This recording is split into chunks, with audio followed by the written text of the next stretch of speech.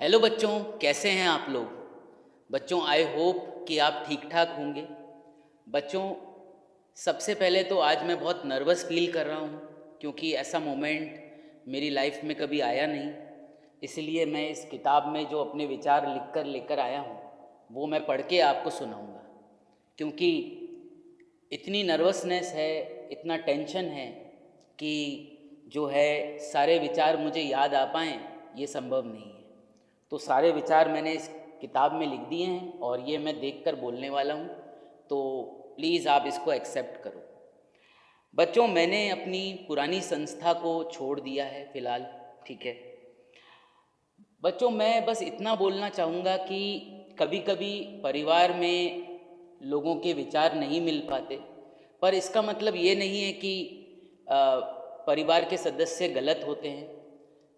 मेरे हिसाब से मेरी पुरानी संस्था के जो सदस्य हैं, जो संस्थापक हैं, वो अपनी जगह सही हैं और जो मेरे विचार हैं शायद वो अपनी जगह सही हैं, पर कहीं पर थोड़ा सा विचार मिल नहीं पा रहे थे।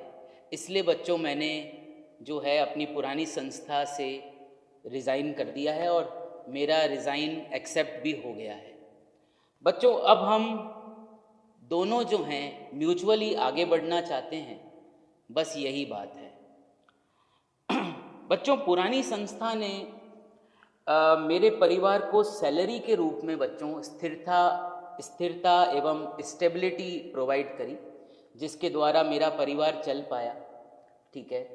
हमारी बेसिक नीड्स पूरी हो पाई। साथ में पुरानी संस्था की वजह से जो है मैं अच्छे अच्छे बच्चों से कनेक्ट हो पाया, उनको गाइड कर पाया और इस प्रकार जो है बहुत सारे बच्चे जो है इन 2-3 सालों में नीट की परीक्षा में बहुत अच्छा कर पाए। मैं उन सभी बच्चों को जो है बधाई देना चाहता हूँ, क्योंकि मैं आप सबसे मिल भी नहीं पाया हूँ नीट रिज़ल्ट के बाद। तो बच्चों, आप सभी सभी बच्चों को मेरी तरफ से बहुत बहुत बधाई हो। बच्चों, मेरा रेजिग्नेशन जो है वो 6 जून को एक्सेप्ट हो गया था और मैं बहुत नर्वस हो गया था बच्चों कि आगे मैं आप सब लोगों को या सभी बच्चे जो मेरे से पढ़ना चाहते हैं उनको मैं आगे कैसे गाइड कर पाऊँगा, उनको कैसे पढ़ा पाऊँगा। ये मेरे लिए सबसे पहला प्रॉब्लम था, क्योंकि बच्चों मेरे पास अपना कोई स्टूडियो नहीं है। सच बताऊँ तो जो है सारा जो सामान आपने कभी स्टूडियो में देखा भी है तो वो पुरानी संस्था का है। ना मेरे पास डिजिटल बोर्ड है, ना माइक है, ठीक है। तो मेरे पास स्टूडियो तो नहीं है, ठीक है ना। उतना खर्चा अभी मैं नहीं कर सकता, सच बताऊँ तो। दूसरी बात, मेरे पास कोई टेक सपोर्ट नहीं है। मुझे यूट्यूब कैसे वर्क करता है नहीं पता। जो भी यूट्यूब पे कभी कोई सेशन होता था तो वो टेक सपोर्ट के द्वारा ही प्रसारित होता था। मुझे ये नहीं पता थंबनेल क्या होता है, ठीक है।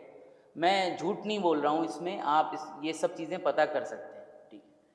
तो इसमें कोई भी मैं झूठ नहीं कह रहा हूँ, ठीक है। मुझे इन सब की कोई जानकारी नहीं है। बच्चों, ये तो बात ये हो गई कि अब सवाल ये आता है कि मैं आगे कैसे पढ़ाऊँ। मेरे पास कोई साजो सामान नहीं है, मुझे यूट्यूब के बेसिक फीचर्स नहीं चलाने आते, मैं किसी को हायर नहीं कर सकता, है ना।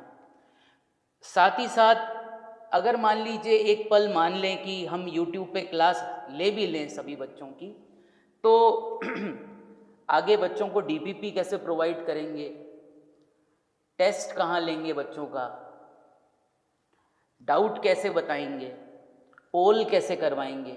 ये वो सब फीचर्स हैं जो आप लोग डेली बेसिस पर यूज़ करते हैं, है ना।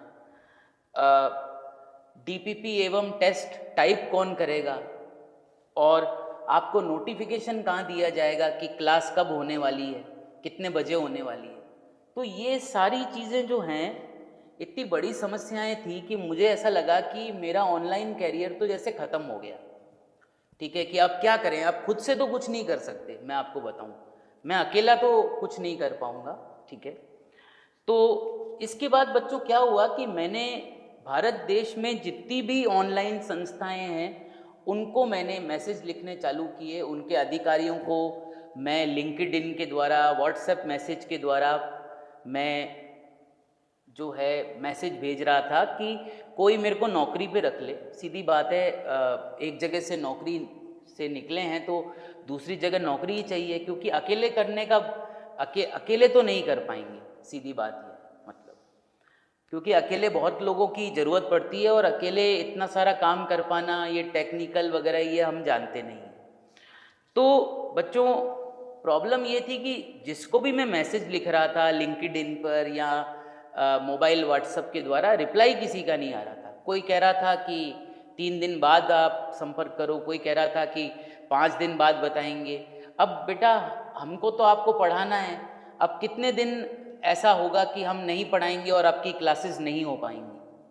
इससे तो आपका काफ़ी बैकलॉग हो जाएगा, काफ़ी सारी क्लासेस मिस हो जाएंगी उन बच्चों की जो मेरे से पढ़ना चाहते हैं।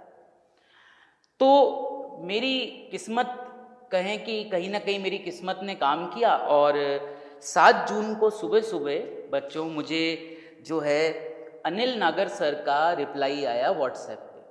अनिल नागर सर जो हैं अड्डा 24/7 कंपनी के ओनर हैं और जो है उन्होंने मुझे कहा कि आश्वासन दिया कि आप हमारे प्लेटफॉर्म पर आकर बच्चों को पढ़ाइए।